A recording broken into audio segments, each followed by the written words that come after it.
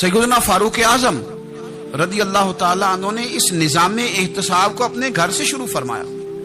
حضرت عمر فاروق رضی اللہ تعالیٰ عنہ اپنے بچوں سے فرمایا کرتے تھے کہ جب میں حکم لوگوں کو کروں گا نا، اپنی رعایا کو، مسلمانوں کو میں کوئی حکم دوں گا تو تمہیں پہلے اس پر عمل کرنا پڑے گا۔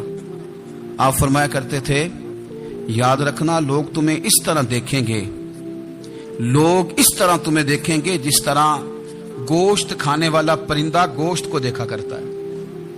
چیل گوشت کھاتی ہے تو کیا کبھی اس کو پیغام بھیجنا پڑا ہے کہ تو آجا یہاں گائے مر گئی ہے، بھینس مر گئی ہے؟ خود بخود اس کی نظر ہوتی ہے، وہ پہنچ جاتی ہے۔ جناب عمر فرمانے لگے میرے گھر والوں، میرے بیٹوں، میری بیٹیوں، میری اہلیہ، لوگ تمہیں اس طرح دیکھیں گے جس طرح گوشت کھانے والے پرندے دیکھتے ہیں، لہذا میں جب کسی کو عمل کروں تو پہلے تمہیں اس پر عمل کرنا پڑے گا جب میں کسی کو حکم دوں۔ آپ فرمانے لگے یاد رکھنا اگر تم نے میرا حکم نہ مانا تو زمین کے اندر اللہ تبارک و تعالی نے انہیں نبی پاک علیہ الصلوۃ والسلام کی نیابت کے لیے چنا، تو ان لوگوں نے یہ انقلاب برپا کیا، نمازیں عام ہو گئیں، شوق سے لوگ صدقات و خیرات دینے لگے، بھلائی عام ہوئی، برائی کا کلا کما کیا گیا۔ سرکاری چراگاہ میں جانور چرا کرتے تھے۔ حضرت عمر فاروق رضی اللہ تعالیٰ عنہ کے صاحبزادے سیدنا عبداللہ ابن عمر رضی اللہ تعالیٰ عنہ نے بھی ایک اونٹ خرید لیا، تو سب لوگوں کے جانور سرکاری چراگاہ میں چرتے تھے، آپ نے بھی اپنا جانور وہاں چرنے کے لیے، کھانے پینے کے لیے چھوڑ دیا۔ وہ جب اونٹ آیا تو پتلا تھا، کچھ دنوں کے بعد وہ فربا ہو گیا، طاقتور ہو گیا، موٹا تازہ ہو گیا۔ حضرت سیدنا عبداللہ ابن عمر رضی اللہ تعالیٰ عنہ نے بیچا تو وہ ڈبل قیمت سے بھی زیادہ کا بکا، کیونکہ پہلے دبلا پتلا تھا، اب موٹا تازہ فربا ہو گیا۔ حضرت سیدنا فاروق اعظم رضی اللہ تعالیٰ عنہ کو پتا چلا تو بلایا، فرمایا پتر اونٹ بیچ دیا ہے؟ ابا جی بیچ دیا ہے۔ فرمایا کتنے کا خریدا تھا؟ اتنے کا۔ بیچا کتنے کا؟ ڈبل قیمت بتائی۔ فرمایا اس طرح کر کے اصل رکھ لے اور جو اوپر ملی ہے مجھے دے دے۔ حضور آپ نے کیا کرنی ہے؟ فرمایا میں سرکاری خزانے میں جمع کروں گا۔ حضور کیوں؟ فرمایا اس لیے کہ تیرا اونٹ سرکاری جگہ پہ چرا کرتا تھا، وہ گھاس سرکاری جگہ سے کھاتا تھا۔ حضور سب کے کھاتے؟ حضرت عبداللہ ابن عمر کہنے لگے سب کے کھاتے ہیں۔ آپ فرمانے لگے تو سب میں شامل نہیں ہے، تو امیر المومنین کا بیٹا ہے، تجھے میں یہ حق نہیں دے سکتا، تیرے اوپر تھوڑی سختی زیادہ کی جائے گی، تجھے یہ حق نہیں ملے گا۔ تو اپنے اونٹ کو چونکہ سرکاری چراگاہ میں چرایا کرتا تھا، لہذا تجھے وہ جو اصل رقم یہاں جمع کرانی پڑے گی۔ ہمارے تو بچے پہلی بات تو یہ ہے کہ بات ہی نہیں سنتے، یہ سب کے بچوں کی بات کر رہا ہوں، وہ ٹیچر کے بچے ہوں، سیٹھ کے بچے ہوں، پیر کے بچے ہوں، امام صاحب کے بچے ہوں، کسی کے بچے ہوں، پہلے تو سنتے نہیں۔ اور اللہ خیر کرے اگر آپ کوئی سنانا چاہیں تو فوری طور پر وہ ہوم منسٹری کے پاس پہنچ جاتے ہیں، ان کی اماں ان کی وکیل بن جاتی، آپ کیا ہی کچھ نہیں سکتے، حالات رخ بدل جاتے۔ اس کا نقصان یہ ہوتا ہے کہ ان کو تراشا نہیں جا سکتا، ان کو ہیرے نہیں بنایا جا سکتا، ان کے اوپر کچھ ایسی میل کچیل چڑھ جاتی ہے جو بڑی عجیب و غریب ہوتی۔ اور کچھ لوگ ایسے ہوتے ہیں جو خرابی کرنے میں بھی اپنا کردار ادا کرتے ہیں، خرابی کرنے میں، اور بڑے لوگوں سے منسلک ہونے کے لیے لوگ رستے تلاش کرتے ہیں، رستے۔ حضرت عمر رضی اللہ تعالیٰ عنہ فرمایا کرتے تھے کہ لوگوں کو عجب میں مبتلا نہیں ہونا چاہیے، خود پسندی کا جو ماحول ہوتا ہے اس سے لوگوں کو ہمیشہ نکلنا چاہیے۔ حضرت عمر کے ایک صاحبزادے نے کنگھی کر لی، اچھا لباس پہن لیا تو درہ مارا جناب عمر نے، تو آپ کی بیٹی کہنے لگی ابا جی یہ تو بالکل جائز ہے، اچھے کپڑے پہننا، اچھا لباس پہننا اور سر میں کنگھی کر لینا، اس پر درہ کیوں مار دیا؟ تو آپ فرمانے لگے بیٹا یہ خود پسندی میں مبتلا ہونے لگا تھا، یہ اپنے آپ کو بہت بھلا سمجھنے لگا تھا، اس کا خیال تھا کہ میں یوں، میرے علاوہ کوئی نہیں، یہ اس مقام پہ جا رہا تھا جہاں اس کی تربیت رک جاتی، اس لیے درہ مارا ہے۔ ایک دفعہ حکومتی معاملات کے اندر آپ کی اہلیہ نے مشورہ دینا چاہا، بڑے کام بیویاں نہیں کرتی، بڑے بڑے معاملات میں مداخلت نہیں کرتی۔ ہمارے بر صغیر میں وہ بادشاہ نہیں گزرا کہ جو فیصلہ کرتا تھا تو کرسی پہ بیٹھ جاتا تھا اور پردے کے پیچھے اس کی بیوی بیٹھ جاتی تھی، اور جب وہ فیصلہ سنانے لگتا تو یوں گردن پیچھے کرتا اور اہلیہ جو کہتی وہ فیصلہ سنا دیتا۔ لیکن ایک دفعہ خاتون نے ایک آدمی کو حضرت عمر نے معزول کیا تو آپ کی اہلیہ نے، اس آدمی کی اہلیہ حضرت عمر کی اہلیہ سے ملی ہوں گی، تو خاتون نے ذرا سفارش کرنی چاہیے، تو جناب عمر فاروق رضی اللہ تعالیٰ عنہ کے ہاتھ میں عصا تھا، ڈنڈا تھا، 2-3 دفعہ زمین پہ مارا، فرمایا تمہیں کس نے اجازت دی ہے حکومتی معاملات میں مشورہ دینے کی؟ یہ مشورہ مولا علی دیں گے یا عثمان غنی دیں گے؟ آپ کو کس نے اجازت دی؟ وہ حکومتی معاملات، وہ مسلمانوں کا اجتماعی معاملہ وہ مسلمان دیکھیں گے، آپ کو اس میں آنے کی اجازت نہیں ہے۔ جو آپ کی ذمہ داریاں ہیں، آپ کے حقوق ہیں، ان پر آپ بات کریں۔ تو بھائی نظام میں احتساب اپنی ذات سے شروع کریں۔ ہماری اولادیں، ہمارے بچے، وہ باہر سے انہوں نے زیادہ اثر نہیں لیا، ہم نے انہیں بتایا کہ ہم بڑے غریب ہیں، ہم بڑے مجبور ہیں، ہم تو بڑے کمزور ہیں، ہماری تو سنتا کوئی نہیں، یہ تو امیروں کا ملک ہے، اس میں تو فلانے کو اہمیت حاصل ہے۔ ان باتوں نے ہمارے بچوں کو کمزور کیا ہے، ان باتوں نے ہمارے بچوں کے دلوں میں احساس کمزوری پیدا کیا۔ آپ ان کو جینا سکھائیں، آپ ان لوگوں کو بتلائیں کہ رب کریم نے جو تمہارے لیے بہتر سمجھا وہ تمہیں اپنے فضل سے بڑا عطا فرمایا ہے۔ آپ ان کو ان کے مقام پر رہ کر خوددار اور قناعت پسند ہونا سکھائیں۔ آپ یقین کریں گھر امن والا بن جائے گا۔ ہم ایم پی اے کے اور کسی سے ہمارا تعلق نہ بنے تو ہم جناب اس کے ڈرائیور سے ہی تعلق بنا لیتے ہیں، ہم وہ جو آپریٹ کرنے والا ہوتا ہے ٹیلی فون اسی سے بڑا تعلق بناتے ہیں، اس کو مٹھائی کا ڈبہ جلدی پہنچا دیتے ہیں۔ تو اسی طرح سے بڑے لوگوں کی اولادوں کو بگاڑا جاتا ہے۔ حضرت عاصم بن عمر رضی اللہ تعالیٰ عنہ، یہ سیدنا فاروق اعظم کے بیٹے تھے، مصر گئے تو لوگوں کو پتا چلا حضرت عمر کے بیٹے آئے، لوگوں نے تحفے دیے، بڑی بڑی چیزیں آپ کو دی، حضرت عمر کا بیٹا آیا، بڑے گفٹ دیے۔ تو صاحبزادے واپس آئے تو ان کے پاس بڑے تحائف تھے۔ سیدنا عمر فاروق رضی اللہ تعالیٰ عنہ نے دیکھا تو فرمایا ادھر لانا تحفے۔ کہا بھائی لوگوں نے مجھے دیے ہیں۔ فرمایا تو نے کیوں بتایا تھا کہ میں امیر المومنین کا بیٹا ہوں؟ کہا حضور ان کو ویسے ہی پتا چل گیا۔ فرمانے لگے پتر یہ تحفے تمہیں اس لیے ملے ہیں کہ تم امیر کے بیٹے ہو، یہ تحفے تمہارا حق نہیں، چونکہ تمہیں اس کرسی کی وجہ سے ملے ہیں اور یہ کرسی مسلمانوں کی ہے، لہذا یہ حق بھی مسلمانوں کا ہی ہے، یہ لا سارے مال غنیمت میں جمع کیے جائیں گے۔ آپ اپنے گھر سے جب احتساب شروع کرتے ہیں، اپنے گھر سے، اور یہ یاد رکھیں یہ جو لوگ آتے ہیں آپ کے بچوں کو نوازنے کے لیے، یہ انہیں خراب کرتے ہیں، بگاڑ پیدا کرتے ہیں، یہ عجیب و غریب سی چیزوں میں مبتلا کر دیتے ہیں، بچوں کا نقصان ہوتا ہے کل کلام۔ پھر جو شاپر اچھا لے کے آئے پیر صاحب کے بچے ذرا اس سے پیار سے ملتے ہیں، نقصان ہو جاتا ہے، یہ دستے نگر ہو جاتے ہیں، یہ لوگوں کی طرف جیتے ہیں، دوسروں پہ ڈیپینڈ کرنے لگتے ہیں۔ حضرت ابو موسیٰ اشعری رضی اللہ تعالیٰ عنہ نے پہلے تو ایک قلین بڑا سونا تھا، تو آپ نے حضرت عمر کے گھر بھیج دیا کہ چلو ان کے گھر میں ان کی اہلیہ بچھا لیں گی، کہیں سے تحفہ آیا۔ پھر وہ جس کمرے میں مال غنیمت اور خزانہ رکھا جاتا تھا اس کی صفائی کر رہے تھے تو ایک دینار مل گیا، تو وہ دینار بچے سارے جا رہے تھے، تو ان میں سے حضرت عمر کے ایک بیٹے کو چھوٹے کو بلایا اور بلا کے کہا پتر یہ دینار لے لو۔ حضرت عمر نے دیکھا کہ بیٹے کے ہاتھ میں دینار بھی ہے اور گھر میں قالین بھی ہے، ایک موقع پہ وہ قالین گیا، ایک موقع پر بچے کو ایک دینار دیا۔ تو حضرت عمر اپنی اہلیہ سے پوچھنے لگے یہ کہاں سے آیا قالین؟ کہا جناب ابو موسیٰ اشعری رضی اللہ تعالیٰ عنہ نے بھیجا ہے۔ بیٹے سے پوچھا دینار کہاں سے آیا؟ کہا مجھے انہوں نے ہی دیا ہے۔ آپ نے وہ دینار بھی لیا اور قالین بھی لیا اور اس کو لپیٹا، اور جناب ابو موسیٰ اشعری کو بلایا اور اتنے سخت ناراض تھے، فرمانے لگے ابو موسیٰ اشعری سے کہنا میرے پاس پیدل آئے، گھوڑے پہ نہ آئے۔ اور جب آئے حضرت ابو موسیٰ اشعری تو جناب عمر اتنے ناراض ہوئے کہ وہ قالین لپیٹ کے تو ان کے سر پہ مار دیا۔ فرمانے لگے پکڑو اپنا دینار، تمہیں پورے مدینے میں میرے بیٹے کے علاوہ کوئی اور نہیں ملے گا جسے تم خراب کر سکو، میرا پتر ہی ملا تھا بگاڑنے کی، کس نے اجازت دی تم میرے بیٹے کو دینار دو؟ کیوں لائے تم میرے گھر میں قالین؟ حضرت عمر فاروق رضی اللہ تعالیٰ عنہ فرمانے لگے میں زمین پہ سونے کا عادی ہوں، زمین چٹیل بھی ہو تو رب کا بندہ بن کے سوتا ہوں تو اللہ مجھے آرام اور سکون کی نیند عطا فرما دیتا ہے، مجھے تمہارے مخملوں کی اور قالینوں کی ضرورت نہیں ہے۔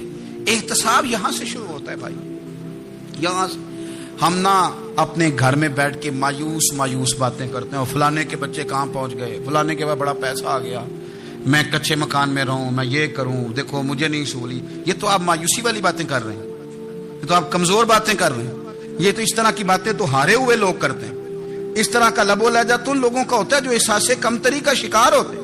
یہ آپ نے کس طرح کا لب و لہجہ؟ اپنے بچوں کو آپ بھکاری بنا رہے ہیں تاکہ دوسروں کو دیکھ کے تو مایوس ہو جائیں۔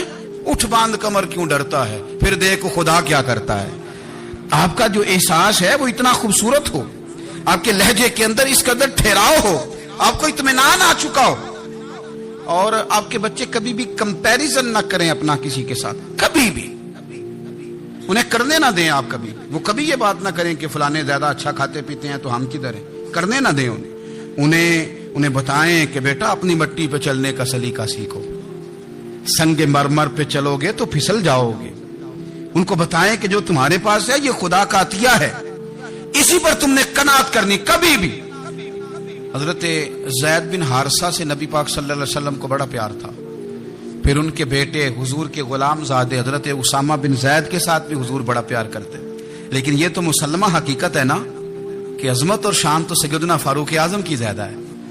امت کا اتفاق ہے کہ نبیوں کے بعد سب سے بڑا درجہ جناب صدیق اکبر کا، اور پھر اللہ نے مقام عطا کیا حضرت فاروق اعظم کو، یہ بڑے لوگ تھے۔ ایک دفعہ مال تقسیم ہو رہا تھا تو حضرت عمر رضی اللہ تعالیٰ عنہ نے نا حضرت اسامہ بن زید کو 4000 دینار دیے اور اپنے بیٹے عبداللہ ابن عمر کو 3000 دینار دیے۔ تو حضرت عبداللہ ابن عمر گھر جا کے کہنے لگے ابا جی اسامہ میں وہ کون سی خوبی ہے جو میرے اندر نہیں، اور اسامہ کے باپ میں وہ کون سی خوبی ہے جو آپ کے اندر نہیں۔ تو حضرت عمر کی عاجزی دیکھیے، حالانکہ بالاتفاق دنیا جانتی ہے کہ جناب عمر فاروق رضی اللہ تعالیٰ عنہ افضل ہیں، پھر بھی پتہ اپنے بیٹے سے کیا کہتے ہیں، فرماتے ہیں او سن یار وہ خدمت گزار ہیں نبی پاک کے، وہ بھی حضور کے گھر میں ڈیوٹی کرتے، نوکری کرتے، اور ان کے بیٹے بھی حضور کی نوکری کرتے، یہ خدمت گزار ہیں۔ فرمانے لگے اگر تو نے پوچھ لیا تو سن، پھر میری تو رائے یہ ہے کہ تیرے سے زیادہ اسامہ بن زید حضور کی نظر میں پیارے ہیں، اور اسامہ کا باپ تیرے باپ سے زیادہ نبی پاک کا پیارا ہے۔ کوئی کمپیریزن کرنے نہیں دیا، بچوں کو کسی ایسی جگہ کھڑے ہونے نہیں دیا، فرمایا یہ وجہ ہے، یہ انداز ہے کہ تو زیادہ پیارا ہے۔ حضرت عمر فاروق رضی اللہ تعالیٰ عنہ پسند نہیں کرتے تھے، ذرا برابر بھی پسند نہیں کرتے تھے کہ کوئی شخص اور مال آتا تو اپنے رشتہ داروں کو نوازنے سے بچتے۔ مال غنیمت آتا ہے نا، ہمارے ہاں تو اللہ خیر کرے جب کوئی بندہ کونسلر بنتا ہے، چیئرمین بنتا ہے، تو ٹھیکہ کس کو دیتا ہے؟ کوئی چلو بھتیجا مل جائے، کوئی بھانجا مل جائے، کوئی چھوٹا بھائی، اسے بھی کام مل جاتا ہے ساتھ۔ نوازنے پہ لوگ آتے ہیں تو وہ تلاش کرتے ہیں کہ کہاں کہاں کو میرا ہے، وہ ٹینڈر ہی ان کے نام کے پاس ہوتے ہیں جن کی طرف ذرا نظر کرم زیادہ ہوتی۔ حضرت عمر فاروق مال تقسیم کر رہے تھے تو بیٹی آگے کہنے لگی ابا جی رشتہ داروں کا بھی حق ہوتا ہے، آپ سب کو دیتے ہیں، آپ کے اپنے آپ کے قریب ہی نہیں آتے۔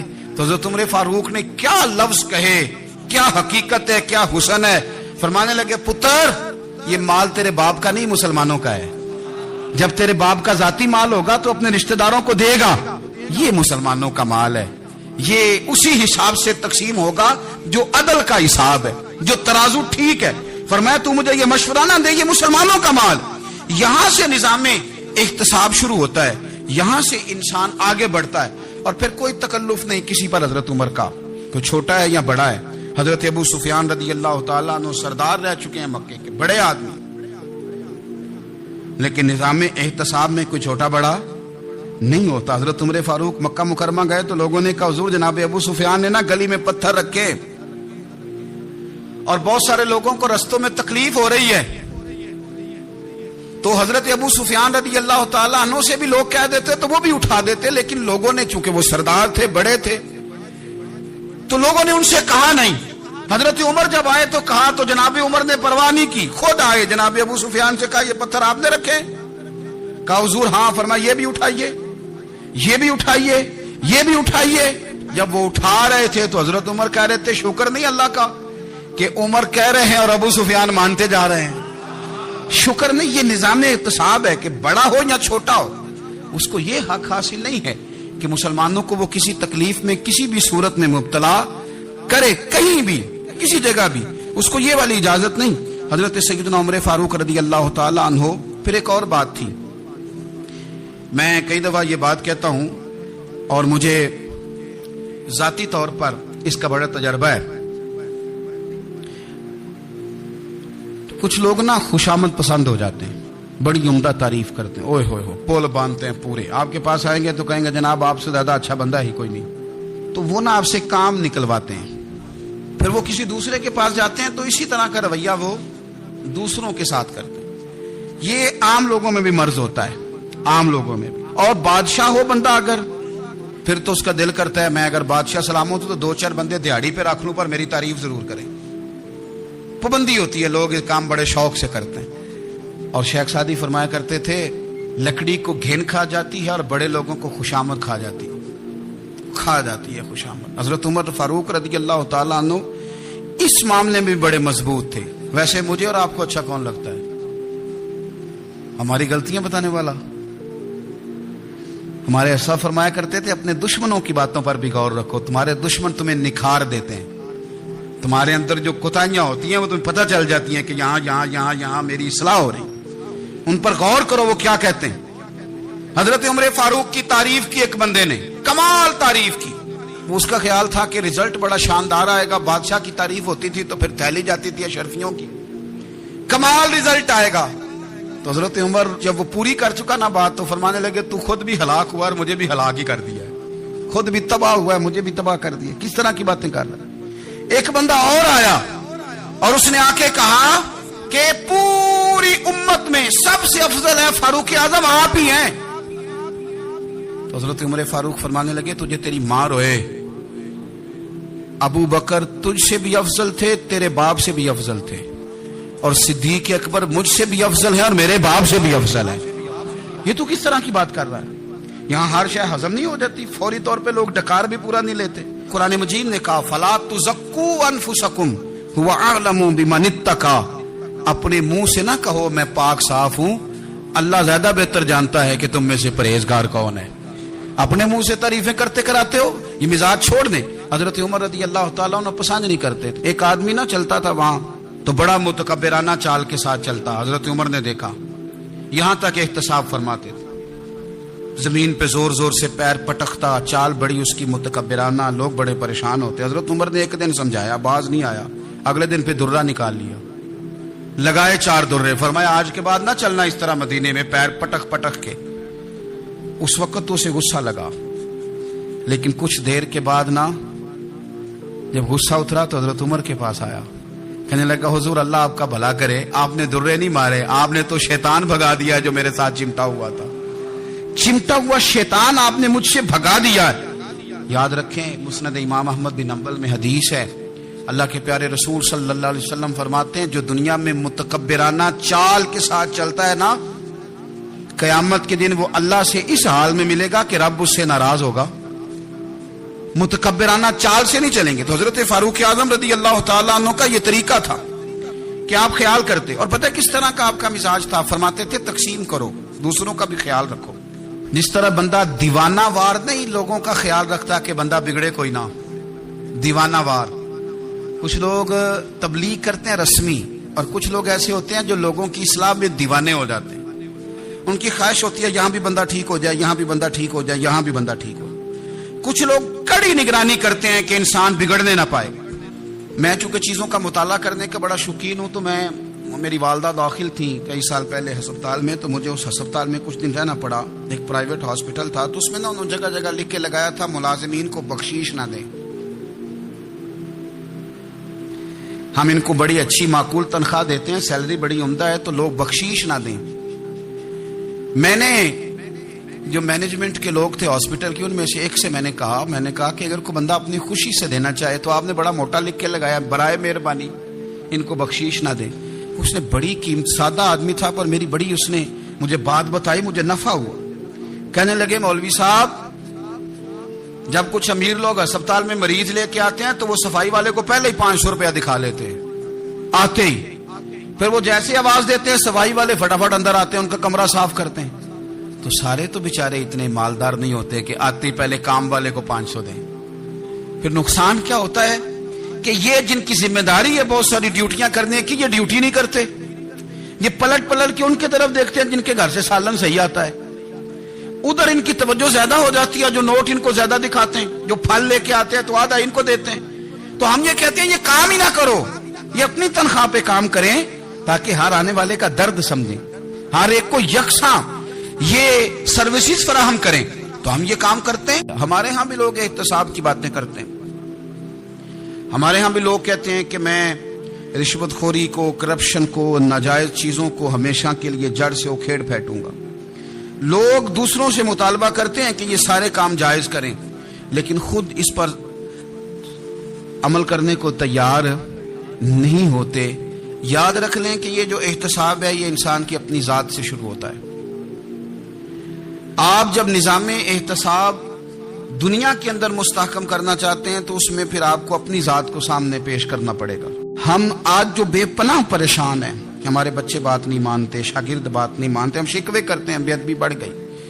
ادب کے ساتھ میں گزارش کروں گا بڑوں کی بارگاہوں میں, جو میری طرح کے بڑے بنے ہوئے ہیں, بزرگوں سے نہیں بات کرتا, ان سے میں کہوں گا کہ ہمیں ایک دفعہ اپنے اوپر بھی تو غور کر لینا چاہیے. کہیں ایسا تو نہیں ہے کہ ہم جب تک اللہ تعالیٰ کے فرما بردار تھے, جب تک ہم تقوی کے معیار پر تھے, ہماری بات ماننے والے ہماری بات مان رہے تھے. کہیں ایسا تو نہیں کہ ہم اس معیار سے ہل گئے ہیں, تب جو ہمارے فرما بردار تھے وہاں سے ہل گئے.